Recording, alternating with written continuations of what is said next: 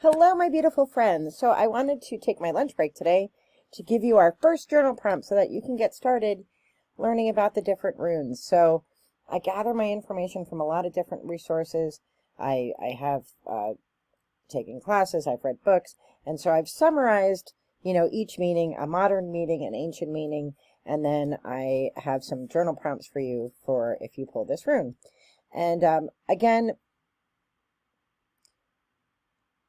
runes were not created for divination. Runes were created as an alphabet, just like ABC. So really the interpretations that we use are really only 400 to 500 years old. So keep that in mind.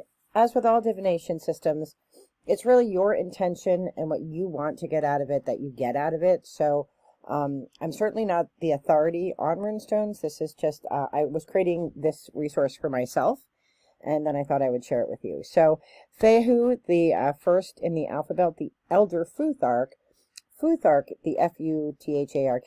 is actually the first letters of the alphabet. That's where the word Futhark comes from. So Fehu, Uraz, Thurzaz, Anzus, Rado, and Kinez. Right? So that's where the Futhark comes from. So Fehu is the first stone, and it literally means cattle. So when you think about cows, right, you think about cattle, you had to have property and wealth to own domesticated cattle, right? So it is a stone that signifies prosperity, right? Wealth, tools, clothing, things, abundance, so material wealth, possessions, right? Fehu is all about wealth and bounty, right? So in our modern interpretations, we think about abundance, which could be physical abundance, like having stuff or money or things like that. It could also mean abundance of soul, like, growth and expansion, transformation and change, things like that, and action and initiative. It can mean that you've got all your goods and you're ready to get onto the Oregon Trail. So some of the prompts that I've thought about, I have 10 for each one, and really, when you get this stone, you want to think about what are you bringing into your life? What blessings do you have? What material possessions or what spiritual possessions do you have? Where is your abundance? If you're not in a place of abundance, this could be a sign that you might be coming into abundance and not to miss it, right? So these questions, what does abundance mean to you? Is that strictly prosperity, strictly a monetary thing, or is it a spiritual thing? Is a little bit of both? How would you know the difference?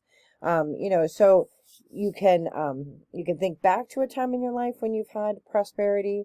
You can think about setting an intention for a time in the future when you want to have more abundance, or if that might be right now, you need more money right now.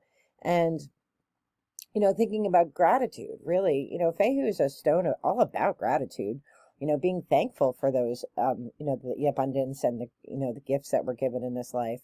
And then these questions ask you to, think if you could learn one new skill, what would you learn? I've always wanted to be a dolphin trainer. So if I had the opportunity, and I, like a bazillionaire decided to become my best friend and wanted to take me on a trip, if any bazillionaires are out here watching me on YouTube, this is hysterical. I have a piece of popcorn in my underpants. I think that's what that is. Yes, piece of popcorn. I'm not sure how it got there.